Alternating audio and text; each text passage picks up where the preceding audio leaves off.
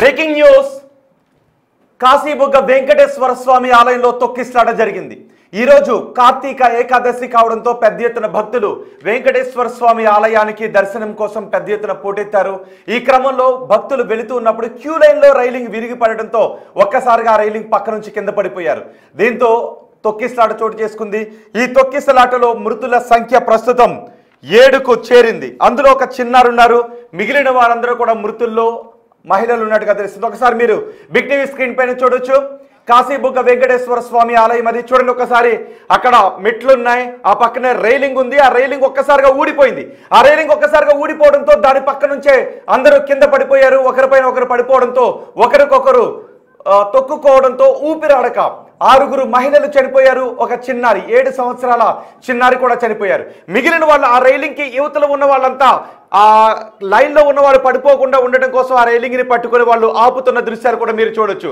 ఒక్కసారిగా పెద్ద ఎత్తున హాహాకారాలు చేశారు భక్తులు పడిపోవడంతో। ఏం జరిగిందో అర్థం కాలేదు, తొక్కిసలాట ఎందుకు చోటు చేసుకుందో ఒక దశలో అర్థం కాలేదు। రైలింగ్ విరిగిపోయింది, అందరూ కూడా పడిపోతున్నారు। ఒకరిపైన ఒకరు పడిపోయి కొంతమందికి తీవ్ర గాయాలయ్యాయి। ఈలోపే అందరూ పక్కకి వెళ్ళేసరికి 6 చనిపోయిన విషాద ఘటన కనిపిస్తోంది। దృశ్యాలు చూస్తుంటే చాలా హృదయ విదారకంగా ఉన్నాయి। మీకు ఆ దృశ్యాలు చూపించలేకపోతున్నాం, కానీ మీరు అక్కడ చూడొచ్చు। కాశీబుగ్గ వెంకటేశ్వర స్వామి ఆలయాన్ని ఒక భక్తుడు వెంకటేశ్వర స్వామిపై ఉన్న భక్తితో చాలా పెద్ద ఎత్తున నిర్మాణాన్ని చేపట్టాడు। భక్తులందరూ అక్కడికి తరలి వస్తూ ఉంటారు। ఈరోజు కార్తీక ఏకాదశి కావడంతో పెద్ద ఎత్తున భక్తులు తరలి వచ్చారు। కానీ క్యూ లైన్లో రైలింగ్ విరిగిపోయింది। క్యూ లైన్లో రైలింగ్ విరిగిపోవడంతో ఈ ప్రమాదం జరిగింది। ప్రస్తుతం ప్రమాదం చోటు చేసుకున్న ఘటనా స్థలానికి పోలీసులు అధికారులు అక్కడికి చేరుకున్నారు। వెంటనే అంబులెన్స్ కూడా తీసుకొచ్చారు। దగ్గరలోని ఆసుపత్రికి గాయపడిన వారిని తరలిస్తూ ఉన్నారు। స్థానిక ఎమ్మెల్యే గౌతు శిరీష్ కూడా వచ్చారు। మాజీ మంత్రి సిదిరి అప్పలరాజు అక్కడికి వచ్చి పరిస్థితిని పర్యవేక్షిస్తున్నారు। మాజీ మంత్రి కూడా వచ్చారు। చంద్రబాబు దీనిపై ఈ ఘటనపై దిగ్భ్రాంతిని వ్యక్తం చేశారు। వెంటనే అధికారులను ఆదేశించారు తగిన చర్యలు తీసుకోవాలి అని। వెంటనే గాయపడిన వారికి అధునాతన వైద్యాన్ని అందించాలి అని ఆదేశాలు జారీ చేశారు। చూడొచ్చు మనం అక్కడ ఆ దృశ్యాల్లో మనం చూస్తున్న రెండో బాక్స్ ఉన్న దృశ్యాలు చూడండి ఒకసారి। అదిగో అక్కడే ప్రమాదం చోటు చేసుకున్నది ప్రదేశం అదే। ఆ ప్రదేశంలోని ప్రమాదం చోటు చేసుకుందే రైలింగ్ ఎలా ఊడిపోయిందో మీరు చూడొచ్చు। నిజానికి భారీ సంఖ్యలో జనం వచ్చినప్పుడు ఇలాంటి తొక్కిసలాట్లో చోటు చేసుకున్న ఘటనలు గతంలో కూడా మనం కొన్ని ఘటనలు చూసాం। ఇప్పుడు అలాంటి ఘటనే మళ్ళీ చోటు చేసుకుంది। దీనికి కారణం పెద్ద ఎత్తున భక్తులు తరలి రావడం, ఒకరికొకరు తోసుకోవడంతో ఆ రైలింగ్ ని ఆనుకున్నారు। అందరూ కూడా అక్కడికి వచ్చిన భక్తులందరూ కూడా అక్కడ నుంచి వెళ్ళేటప్పుడు ఒక్కసారిగా రైలింగ్ ని సపోర్ట్ తీసుకున్నారు। దీంతో రైలింగ్ ని సపోర్ట్ తీసుకోవడంతో ఆ రైలింగ్ అంతా ఊడిపోయింది। అదిగో చూడండి ఒకసారి రైలింగ్ అంతా ఊడిపోయింది। దీంతో అక్కడ ఉన్న వాళ్ళందరూ అక్కడ నుంచి కింద పడిపోయారు। ఒక్కసారిగా వెనుకున్న వాళ్ళకి ఏం జరిగిందో అర్థం కాలేదు, ఏదో జరిగిందని అనుకున్నారు, భయభ్రాంతులకు గురయ్యారు। ఒకరినొకరు తొక్కేసుకున్నారు, అక్కడ నుంచి పరిగెట్టడానికి ప్రయత్నం చేశారు। దీంతో ఒకరినొకరు తొక్కుకోవడంతో ఈ ప్రమాదం చోటు చేసుకుంది। 6 మహిళలు చనిపోయారు, ఒక చిన్నారి చనిపోయిన విషాదకర ఘటన చోటు చేసుకుంది। ఈరోజు ఏకాదశి శనివారం విష్ణుమూర్తి వెంకటేశ్వర స్వామి యోగ నిద్ర నుంచి బయటకు వస్తాడు అని ఆలయాలకు వెళ్తాం భక్తులందరికీ। నిజానికి ఇప్పుడు వెంకటేశ్వర స్వామి ఆలయంలో తొక్కిసలాట చోటు చేసుకుందన్న వెంటనే అందరూ ఏం జరిగిందని టీవీ సెట్లకు మొబైల్ సెట్లకు అతుకుపోయి ఈ వార్తను చూస్తున్నారు। అందుకే నేను చెప్తున్నాను, భక్తితో మనం వెళ్ళేటప్పుడు క్రమశిక్షణతో వెళ్ళండి ప్లీజ్। భక్తితో మన ఆలయాలకి వెళ్ళేటప్పుడు చాలా సందర్భాల్లో తొక్కిసలాట్లో చోటు చేసుకుని విషాదకర ఘటనలు చోటు చేసుకున్న దృశ్యాలు ఎన్నో ఉన్నాయి। నిజానికి మనం గుడికి వెళ్ళేటప్పుడు భక్తి ఒక్కటే ఉంటే సరిపోదు, క్రమశిక్షణ కూడా ఉండాలి। ఈ విషయాన్ని ఇప్పుడు ఎందుకు చెప్తున్నానంటే ఇంకా చాలా ఆలయాల దగ్గర కిటకిటలాడుతున్న భక్తులు ఉన్నారు। మనం క్రమశిక్షణతో వెళ్లకుండా సాటి భక్తుడికి కష్టం కలిగేలాగా మనం లైన్లో తోసుకుని వెళ్ళిపోవడం ఎందుకు? లైన్లో ముందు వెళ్ళిపోవాలనే ఆలోచన అవసరం లేదు కదా। ఒక లైన్లో మనం ముందున్న వాళ్ళని గౌరవించుకుంటూ మనం వెనుక క్రమశిక్షణతో వెళ్తే ఇలాంటి అనర్థాలు చోటు చేసుకునే అవకాశం కూడా ఉండదు। ఈ సందర్భంలో ఈ విషయాన్ని ఖచ్చితంగా చెప్పాల్సిన విషయం, అక్కడ ప్రమాదం జరిగింది ఇది ఒకటి అయితే ఎందుకు జరిగింది అన్నది తీసుకుంటే భక్తుల క్రమశిక్షణ రాహిత్యం వల్ల, లేదు ఆలయ నిర్వాహకుల ఏర్పాట్లలో రాహిత్యం వల్లే ఈ ప్రమాదం చోటు చేసుకుంది। ఆ రైలింగ్ ఎంతమంది భక్తులు వస్తే రైలింగ్ ఉంటుందా లేదా అన్నది కూడా అక్కడ ఆ ఆలయ నిర్వాహకులు ఖచ్చితంగా దాన్ని పరిశీలించిన తర్వాత అంతమంది భక్తులకు ఏర్పాట్లు చేయాల్సిన అవసరం ఉంటుంది। భక్తులందరూ వరుసగా వచ్చేసి ఆ మెట్ల మార్గంపై వెళ్ళేటప్పుడు ఎదురుగా ఉన్న భక్తుని దాటుకుని వెళ్ళిపోవాలని ఆతృత ఎందుకు?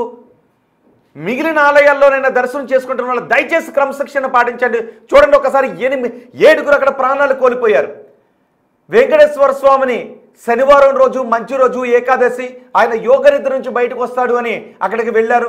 కానీ భక్తులు క్రమశిక్షణతో వెళ్ళకపోతే ఆ తర్వాత నెపం దేవుడి మీద నెట్టి ఏముంటుంది? మనం ఆలయాలకు ఎందుకు వెళ్తాం? మన జీవితంలో కష్టాలు తొలగిపోతాయని, జీవితంలో ప్రశాంతత చోటు చేసుకుంటుందని మనం వెళ్తాం. కానీ అలా వెళ్ళేటప్పుడు లైన్లో భక్తులైన మీరు క్రమశిక్షణ రాహిత్యంతో వెళ్లకుండా తొడతొక్కుడుగా వెళ్ళిపోతూ ఉంటే ఇలాంటి ప్రమాదాలకు మీరు కదా కారణం. ఆ తర్వాత మళ్ళీ దేవుడి పైన అయ్యో దేవుడు కరుణించలేదు అని మళ్ళీ నెపానంత అక్కడికి నెడుతూ ఉంటుంటాం.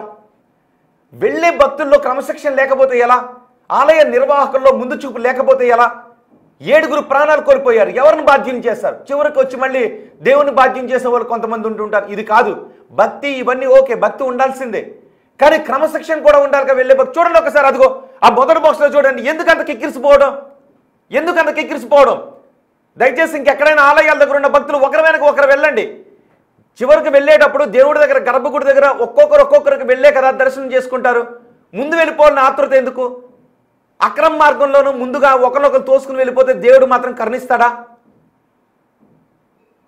ఒకరినొకరు తోసుకుని వెళ్ళ సాటి భక్తులను గౌరవించుకుంటూ దేవుడి పైన ఓం నమో వెంకటేశాయ అని మనసులో మననం చేసుకుని పోనీ సాయంత్రం అవుతుంది, త్వరగా వెళ్ళిపోయి హడావుడిగా గంటలో పూజ చేసేసుకుని వచ్చి మళ్ళీ ఏయో పనులు ఉంటాయనుకుంటే భక్తి ఎందుకు? ఇంకా 7 చనిపోయారు, ఎవరిని బాధ్యం చేస్తారు? చివరికి వచ్చి ఆ దేవుడు ఇలా చేశాడు అని మీరు అనుకుంటూ ఉంటారు. కాదు, ఇది భక్తులు చేసినటువంటి పాప. ఆ క్యూ లైన్లో ఆ సమయంలో ఉన్నటువంటి మీరు కదా చేసింది, లేదంటే ఆలయ నిర్వాహకులు కదా చేసింది. ఆ రైలింగ్కి ఎంత కెపాసిటీ ఉందో చూసుకోవద్దా? కేవలం ఆలయాన్ని నిర్వహించడం ఒక్కడేనా? ఆ రైలింగ్కి ఎంత కెపాసిటీ ఉందో నిర్వాహకులు చూసుకోవద్దా? కనీసం ఒక చోట గుమ్ముగూడారు, ఒక లైన్ లేదు, ఒకరినొకరిని కిక్కిరిసుకుంటున్నాం అన్నప్పుడు ఒక మనిషికి ఒక 2 అంగుళాలు గ్యాప్ ఉంచితే ఏం పోతుంది? మనిషికి 2 అంగుళాల మధ్యలో గ్యాప్ ఉంచుకుని లైన్లో వెళ్తే ఏం పోతుంది? అత్యంత విషాదకర ఘటన. జీవితం ప్రశాంతంగా ఉండాలి అని అక్కడ దర్శనానికి వస్తే కేవలం భక్తులైన మీలో క్రమశిక్షణ లేకపోవడం వల్ల ఈ ప్రమాదం జరిగింది. ఆ తర్వాత దేవుడిపై నెపాన్ని నెట్టి దేవుడు మమ్మల్ని కరుణించలేదు అంటే ఏం జరుగుతుంది? కాశీ బుగ్గలో జరిగిన ప్రమాదానికి సంబంధించిన దృశ్యాలు ఇప్పుడు మీరు చూస్తూ ఉన్నారు. భక్తి ఉండాలి, భక్తితో పాటు క్రమశిక్షణ కూడా ఉండాలి. ప్రమాదాలు చెప్పి రావు. మన క్రమశిక్షణ రాహిత్యం వల్లే ప్రమాదాలు వస్తాయి. చూడండి ఒకసారి, అదిగో మహిళలు ఏడుస్తున్నారు, వాళ్ళ కుటుంబ సభ్యులు ఏడుస్తూ ఉన్నారు. ప్రస్తుతం అధికారులు అక్కడికి చేరుకున్నారు. కాసేపు దర్శనాలు కూడా నిలిపివేసినట్టుగా తెలుస్తోంది. మా ప్రతినిధి రాజు ఉన్నారు, ఒకసారి రాజుతో కూడా మాట్లాడదాం. అండ్ రాజుతో మాట్లాడే ముందు నేను ఒక్కసారి అందరికీ అప్పీల్ చేస్తున్నాను, ఆలయాలకి భక్తితో వెళ్ళండి. లైన్లో ఉన్న మీ ముందు భక్తుల్ని గౌరవించండి. మీ ముందు భక్తుల్ని తోసుకుని ముందుకు వెళ్ళిపోదామని ఆలోచన విరమించండి. మీలోనే క్రమశిక్షణ లేకపోతే ఆ తర్వాత దేవుడు కరుణించలేదు అంటే ఉపయోగం ఉంటుందా? భక్తి ఉండాలి, వెళ్ళండి లైన్లో. మీ ముందున్న భక్తుడికి మీకు కనీసం 2 అంగుళాలు గ్యాప్ ఉంచుకోండి. ఓం నమో వెంకటేశాయ అని మనసులో మననం చేసుకుంటూ వెళ్ళండి. 1 గంట కాకపోతే 3 గంటలు లేట్ అవుతుంది దర్శనం చేసుకోవడానికి. వెళ్ళి దేవుడి ముందు మాత్రం ప్రశాంతతో ఉండలేరా? నేను భక్తుల్నే అంటున్నాను, నేను మిమ్మల్ని అంటున్నాను, భక్తుల్నే అంటున్నాను, ఆలయ నిర్వాహకుల్నే అంటున్నాను. మీలో క్రమశిక్షణ లేకుండా లైన్లో వెళ్ళిపోయి దేవుని దర్శించుకుని వచ్చేద్దాం అంటే దేవుడు మిమ్మల్ని కాపాడతాడా? మీలో కదా క్రమశిక్షణ కావాలి. మా ప్రతినిధి రాజు ఉన్నారు. ఒకసారి మిగిలిన ఆలయాల్లో ఎక్కడెక్కడైతే భక్తులు ఉన్నారో దయచేసి క్యూ లైన్లో ఉన్న భక్తులు ఒకరికొకరు గ్యాప్ ఉంచండి. మీ ముందున్న భక్తుల్ని దాటుకుని వెళ్ళిపోదాం, పక్క నుంచి గ్యాప్ ఉంది కదా దూరిపోదాం, ట్రాఫిక్లో దూరిపోయినట్టు అనుకోకండి. ప్రమాదాలు జరుగుతుంటాయి. దేవుడి దగ్గరికి వెళ్ళామంటే మనసులో భక్తి ఉండాలి. ముందున్న భక్తుని తోసుకుని వెళ్ళిపోదాం, ముందున్న భక్తుని దాటుకుని వెళ్ళిపోదాం, గంటలో దర్శనం అవడానికి అరగంటలో ఏదో చోట నుంచి దూరుకుని వెళ్ళిపోదాం. ఇలాంటి ఆలోచన మానేయండి. గుడి దగ్గరికి వెళ్ళిన తర్వాత మీరు ముందు మా ప్రశాంతమైన మనసుతో వెళ్ళండి. ఓం నమో వెంకటేశాయ అని మనసులో మననం చేసుకుంటూ వెళ్ళండి. మా ప్రతినిధి రాజు ఉన్నారు, రాజుతో మాట్లాడదాం. రాజు, ప్రస్తుతం తొక్కిసలాట జరిగిన చోట పరిస్థితి ఏంటి? జరిగినటువంటి ప్లేస్ లో ప్రస్తుతం అయితే మొత్తం అంతా అక్కడ ఉన్నటువంటి సిబ్బంది సాటి భక్తులు అంతా క్లియర్ చేస్తున్నటువంటిది అయితే ఉంది. ఒక్కసారిగా ఊహించని విధంగా జరిగినటువంటి ఈ తొక్కిసలాటలో దాదాపుగా ఇప్పుడు మనకంతున్నటువంటి సమాచారం ప్రకారం 7 నుంచి 8 మంది చనిపోయారు అంటున్నారు. మరొక 3 పరిస్థితి అత్యంత విషమంగా ఉంది, మరొక 2 పరిస్థితి విషమంగా ఉంది. వాళ్ళకైతే ప్రస్తుతం చికిత్స అందిస్తున్నటువంటిది అయితే జరుగుతున్నటువంటి సమాచారం అయితే మనకు అందుతుంది. అయితే ఈ తొక్కిసలాట జరగడానికి ప్రధానమైనటువంటి కారణం భక్తులు అధిక సంఖ్యలో రావడం. అంటే ఒక క్రమశిక్షణ లేకుండా క్యూ లైన్ లో వెళ్ళడం, ముఖ్యంగా మెట్లెక్కుతున్నటువంటి సమయంలో ఒకరి మీద ఒకరు తోసుకుంటూ ముందుకు వెళ్ళడం వల్ల ఈ ప్రమాదం జరిగి ఉండొచ్చు అనే ఒక ప్రాథమిక అంచనాకైతే వచ్చినటువంటి పరిస్థితి అయితే కనిపిస్తుంది. ఎందుకంటే ఆ క్యూ లైన్ లో కూడా క్యూ లైన్లు ఫ్లాట్ గా ఉంటే నడిచెళ్తున్నటువంటి వాళ్ళు కొంచెం ఈజీగా వెళ్తారు. కానీ వెళ్తున్నటువంటి వాళ్ళు మెట్లెక్కే సమయంలో ఒక్కసారిగా ఈ ప్రమాదం జరిగినట్టుగా తెలుస్తుంది. మెట్లెక్కుతున్నటువంటి వాళ్ళు జారి పడిపోవచ్చు, లేదా ఊపిరాడనటువంటి వాళ్ళు ఉండొచ్చు. కొంతమంది ఊపిరాడక పైకి లేవడమో లేదా వెనక్కి ముందుకు తిరగడమో జరగడమో చేస్తూ ఉంటారు. అట్లాంటి సమయంలో మెట్ల నుంచి అంటే కాళ్ళు స్లిప్ అయ్యే అవకాశం ఉంటుంది. ఇదే ఈ ప్రమాదానికి కారణమైనట్లుగా తెలుస్తుంది. ఒక్కసారిగా దూసుకుని వెళ్ళినటువంటి భక్తులు ఆ రైలింగ్స్ అన్నింటినీ కూడా పక్కకి నెట్టేయడంతో ఆ రైలింగ్స్ మీద పడడం, భక్తులు ఒకరి మీద ఒకరు మెట్ల మీద నుంచి జారి ఒకరి మీద ఒకరు పడిపోయినటువంటి పరిస్థితి ఉంది. ఇలా పడిపోయినటువంటి నేపథ్యంలో